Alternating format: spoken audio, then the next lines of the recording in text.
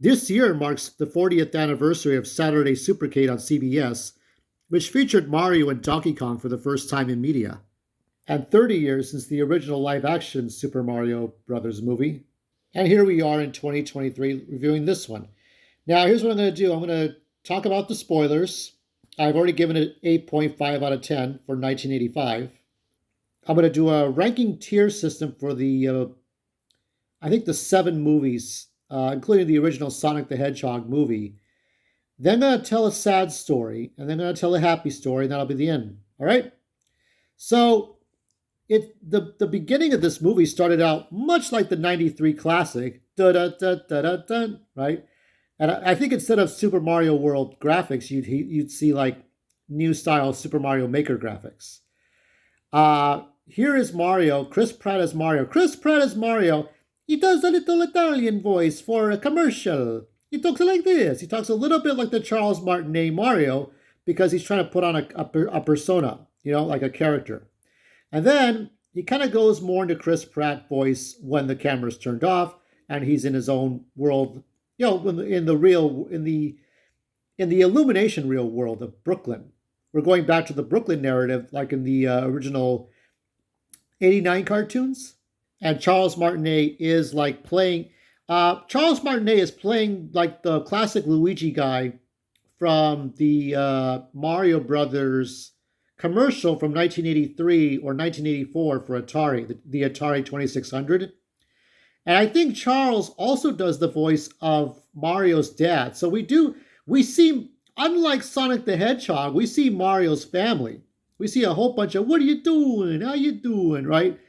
We see the Mario family. Mario. Somebody was saying, oh, Mario is like Mario is pronounced Mario. Now, keep in mind, in Japanese, hiragana ma and ma in katakana, Mario. It is Mario, but some people from the East, the Bronx, whether it's New Jersey, they pronounce Mario. So there was a whole conflict with Bowser stealing the Power Star from the Penguins in their Ice Kingdom. I don't know why the Penguins have that star. Why do they have that star? Why have the most powerful star knowing it can get taken away by Bowser? So it's like John Campea said when he was in his clown suit with his friend. There is a paper thin or Paper Mario thin story here as to why the setup is kind of lame, because it is lame that the Penguins have this powerful star that Bowser just took easily. I mean, he could have taken it when he was a baby Bowser. So this is the obstacle course that Mario has to do to impress Peach. And Peach, what a peach. And if we can scroll through, it's not my usual time to do this. Now, Keegan-Michael Key as Toad really shined. All the Toads shined. The performances of Charlie Day as Luigi, there's a little bit of... Now, in the beginning with Brooklyn, when Mario goes from Brooklyn to the Mushroom Kingdom along with Luigi, of course they split up so that Mario can rescue Luigi just like in Yoshi's Island. The Yoshi's making a small cameo. There's an R-Wing from the Star Fox series on top of the table, on top of Mario, much similar to mine, if you can see.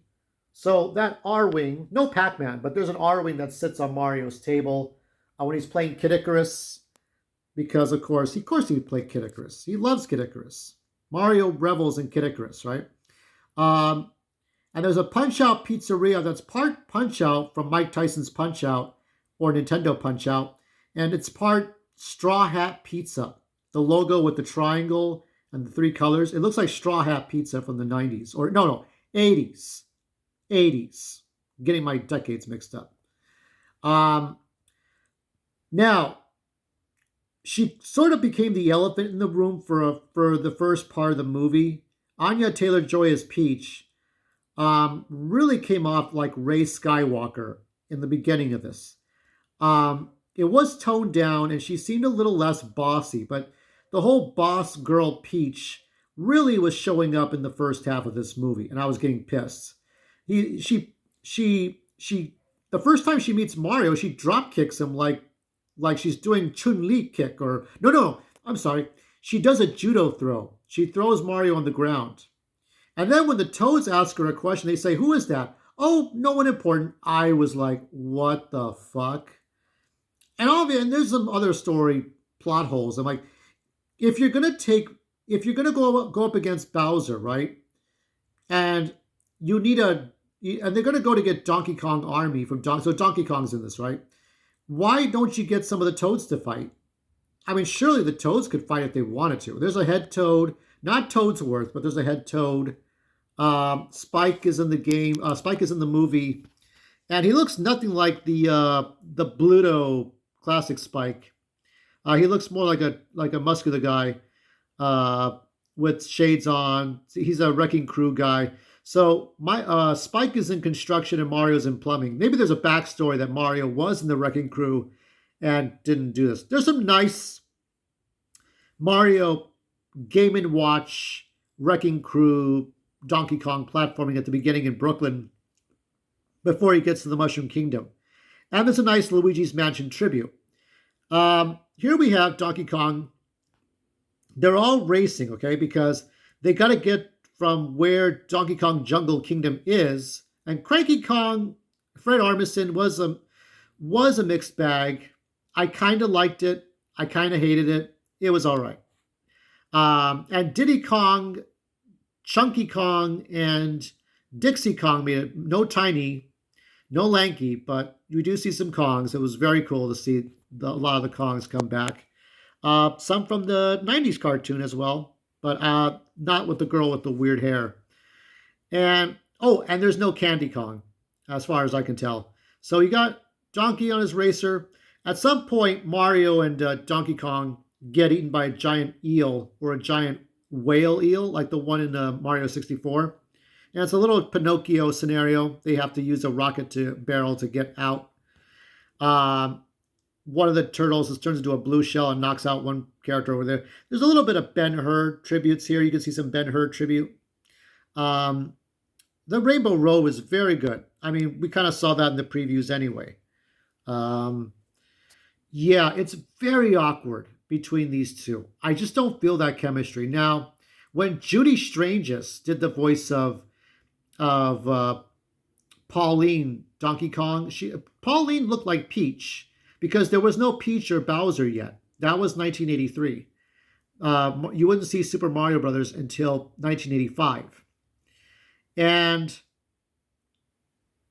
for the other actress who actually plays a customer in this movie, because she played Princess Peach in the Super Mario Brothers Super Show, Super Mario Brothers 3, Super Mario World. She played a very sweet-sounding, humble princess, but had an attitude. I mean, even the Princess Peaches Princess Toadstool back then had an attitude, and it was worth that effort, you know. So, you know, she would speak softly but carry a big stick or bat, whatever. You know, I don't know what it is about Anya Taylor-Joy's American accent. I heard some of it in the Playmobil movie, and I was like, oh no, I know what we're headed for. And every time I kind of saw her facial, I just cringed. So she tries to do the girl boss thing in the beginning. It does tone down when we get to the end. There is the best elephant in the room. The first one. Second one being Boss Peach. But Boss Bowser, and there's Kevin Michael Richardson, the king of the Koopas, right? And Bowser was really good. Jack Black's, just think of that commercial where the red M&M says, "I'll do he plays the piano, but I won't do that, or this, definitely not this," right? Like he's playing the piano, and Jack Black is Jack Black at that point. Really good stuff. I mean, probably the best character actor. And I would put, actually my personal favorite character is this blue Luma. It looks like a little star that from Super Mario Galaxy, the one from Rosalina's courtyard, right? These little illuminating stars. This blue star, when Luigi goes into a mansion or a haunted castle, and he gets grabbed by, or he runs into a Dry Bones, right? His first encounter with the Mushroom Kingdom, he runs into a Dry Bones, then he runs into Shy Guys and Sniffits. But then when he's captured, there's this bright blue Luma, like the kind you feed stars into. And he has this grim outlook on life. Like, it's the end of the movie, or is it? You just never know. How about some music? Like he was about to fall in the lava and he was like, yeah. And then he got saved from the lava. Like, oh, you know. So I like that blue star. He has a grim outlook on life. And there's Mario jumping again. Chris Pratt does okay. And at times, Peach,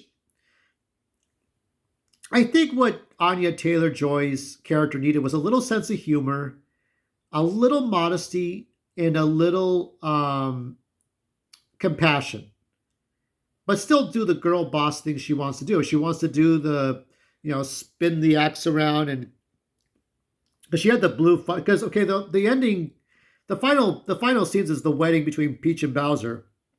Obviously, Peach is not into it. Bowser's way into it, and the Luigi and the Blue Star and the Penguins, the Penguin King, they were all going to get sacrificed into the lava while the wedding was taking place. So there's a lot of bullshittery going on.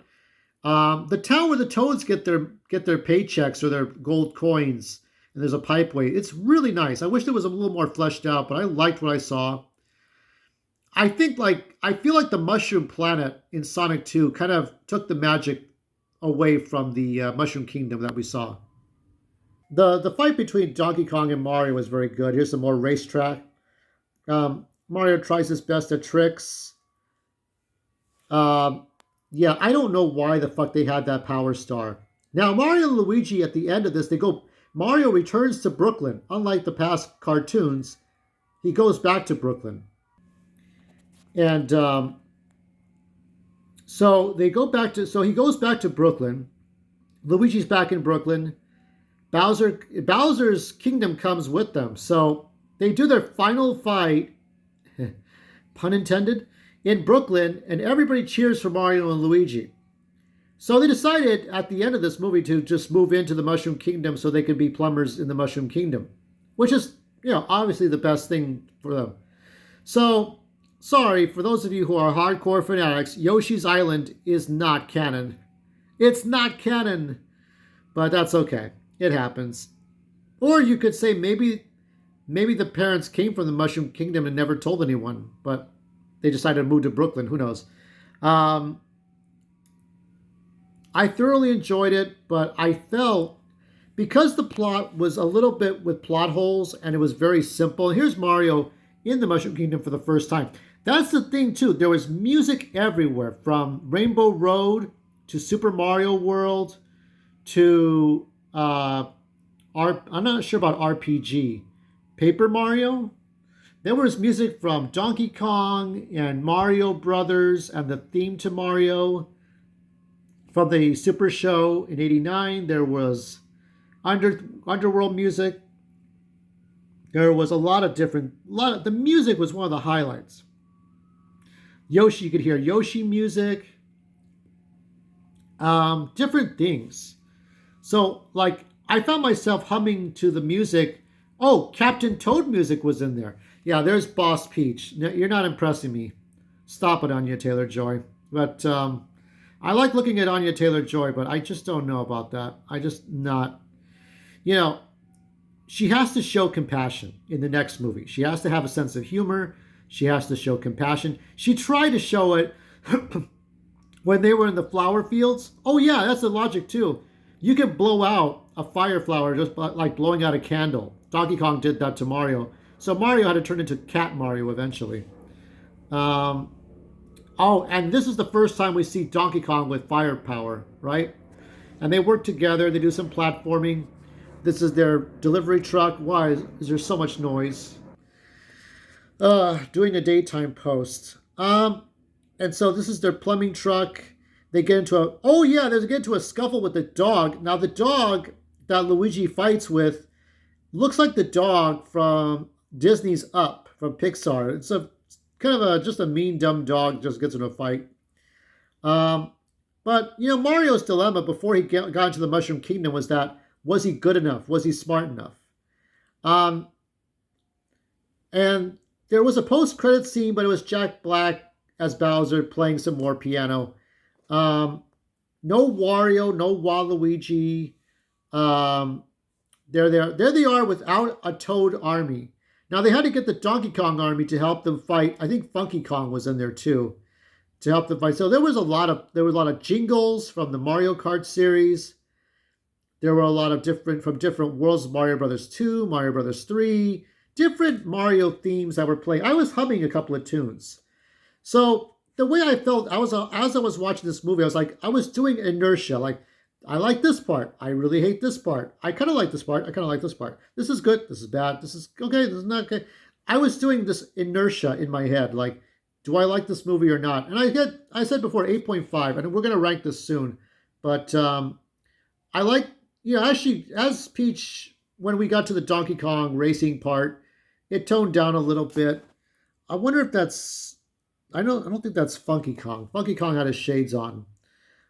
This is where Luigi was captured by Bowser, twirls his mustache.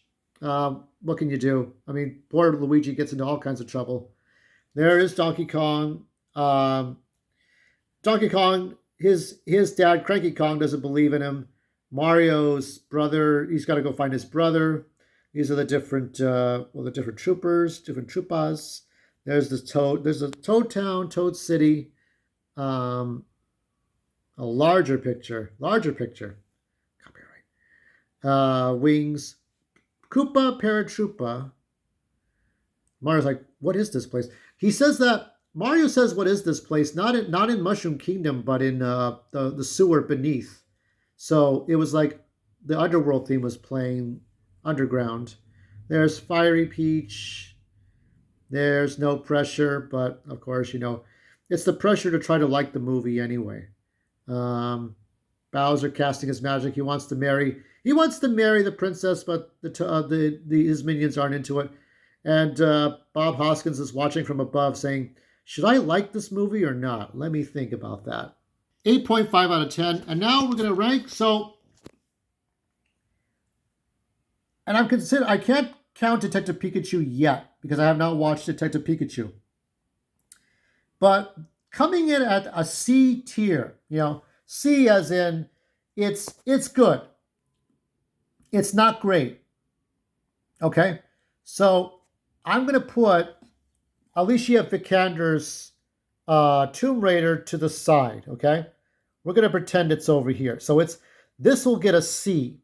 So it's not great. It's all right. This movie's all right. The part where the guy's about to shoot her, but if she dies, that's the end of the movie, right? I will say that with her bonding with her dad and stuff, this is a C movie. Okay, this is a movie you like the least, but I think it's still good on its own right.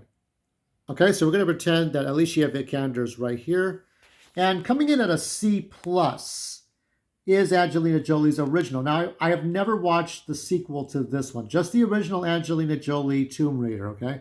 So I'm giving this a C or C plus, but it's still in the C tier.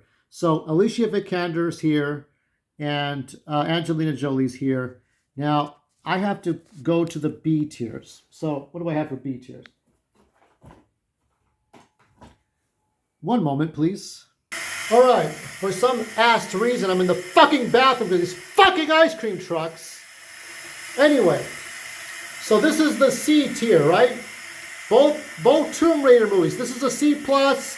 Alicia Vikander is a C. Now, B tier, right? Mario movie is at a B tier. Okay. I will say this is a B minus. The original Sonic the Hedgehog movie is a B minus. But the sequel is at an A. A, B, B minus, C plus, Alicia Vikander C. Now, there's only one video game movie I'm putting in the S tier. This is it. This one. I don't care. Cry about it later on.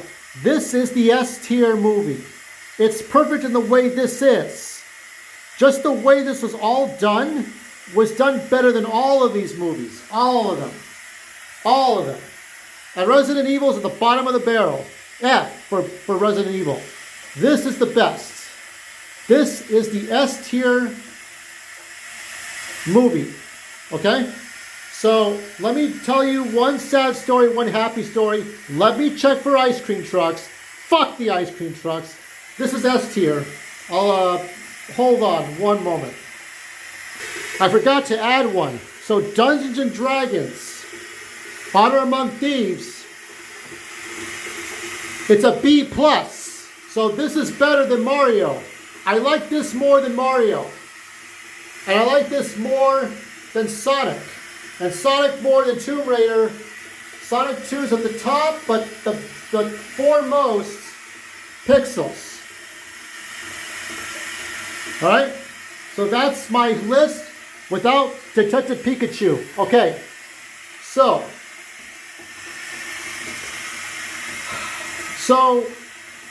this is the sad story first was when I was 14 years old, I was in a all-boys school doing shop class, manufacturing like pewter or aluminum or whatever. It was like I don't know what it was. It was like crafting metal with lathe, right? You take a lathe, you spin the metal, you craft something with it. Okay. So I made it was like something like 3D printing, but it was more of an engraver. So like imagine this is blank, right? And you engrave like a question block. I engraved like a mushroom, much like in the Mario series, like the Super Mario series. Because at that time, the Super Mario series was 7 years old. I was 14. I played Super Mario Bros. In 1988 for the first time. So, or 87, 88, one of those two. Okay? And my father had these high expectations. My dad drank a lot. That was tough. All right, we're in much quieter territory. Now the fucking ice cream truck, fucking inbred kids with their ice cream. Fuck the ice cream trucks. Blow those motherfuckers up. Fuck them. So yeah, my dad drank a lot. And when I made that, I don't have it anymore for the obvious reasons I'm going to tell you. But when I made that 3D engraved mushroom, and it was on a plastic, it was like on a, how do I explain it? Like a transparent plastic, right? And I made the mushroom design from Super Mario Bros. 3 or Super Mario World. And I think about that because at first when he saw it, because my dad had these high expectations, he wanted me to get straight A's in school somehow. But my dad was an abusive man. He beat me up. He spanked me for getting bad grades in the 3rd grade. We never talked.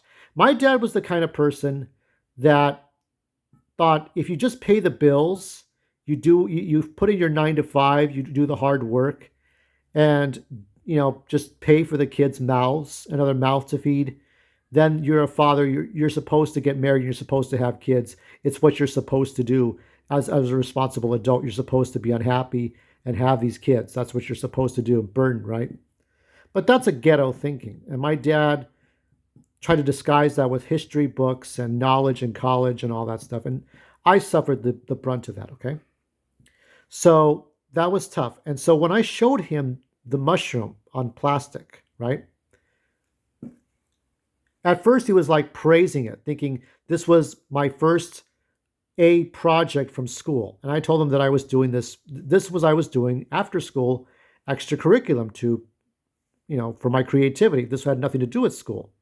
As soon as he got mad and he pissed at me. I mean, there was a time when he pulled my hair by the roots for getting a B- in English, okay? Because I lied about him getting an A. That's how angry he was lucky I didn't murder the man, because I think I would have if he had lived any longer than 58, okay? And that was 2002. But when he got angry, he just tossed it aside. He was pissed off. How dare I do these things? How dare I betray him? How dare I not do my schoolwork? So that really pissed me off. It shook me up. I feel shaken up right now. I got to hold the camera phone here. So I thought about that when I saw now John Campea and his friend dressing up like Mario and Luigi like dummy adults. That's one thing that people do that at Comic Con. He did it for YouTube.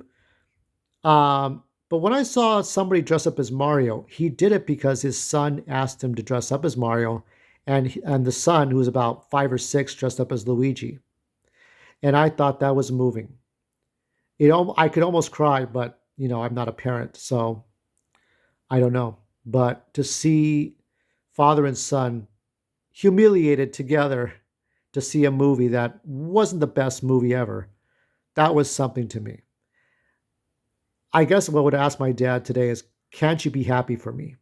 Especially when I'm doing YouTube, as opposed to doing a job that I was never going to be happy at or be somebody that I was never wanted to be. So something to keep in mind. For Kali UK, who's he's got a kid. Though you might like Chicken Run, I think, a lot better than the Super Mario Brothers movie. Anyway, that's my story. Sticking to that. 8.5. If you like what you see, if this is good enough for you, you see those icons below or to the side, you know what to do. Let's go.